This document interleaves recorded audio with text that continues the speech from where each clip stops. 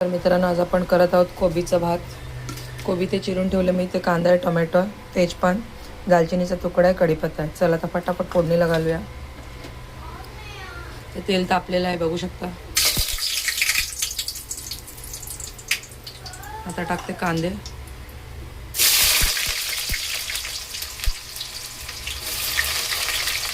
कांदे जरासं परतून घेते. तर मित्रांनो, इथं बघू शकता कांदे परतून झालेत. आता टाकते तिखट. याच्यात मी हिरवी मिरची घालत नाही, तिखट टाकते. याची टेस्ट वेगळी लागते. ट्राय करून बघा, तुम्हाला नक्कीच आवडेल. आता टाकते थोडीशी हळद. इथे आहे मॅजिक मसाला. चला आता परतून घेते 2 मिनटं. तर मित्रांनो, इथं बघू शकता आपले मसाले पण परतून झाले. तर आता टाकते टोमॅटो. 2 मिनटं स्लो गॅसवरती 5 मिनटं झाकण लावून जरा शिजवून घेते. तर मित्रांनो, इथं बघू शकता टोमॅटो पण सॉफ्ट झाल्यात. सगळे परतून झाले आपलं. इथे कोबी आणि थोडीशी कोथिंबीर चिरून घेतली आहे. आता टाकते.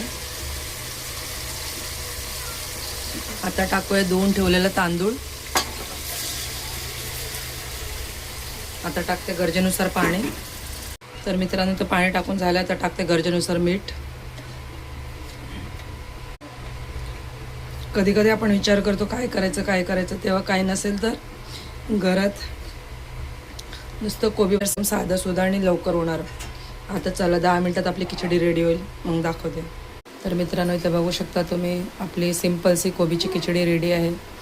इथे आहे कोबीची खिचडी. इथे आहे दही.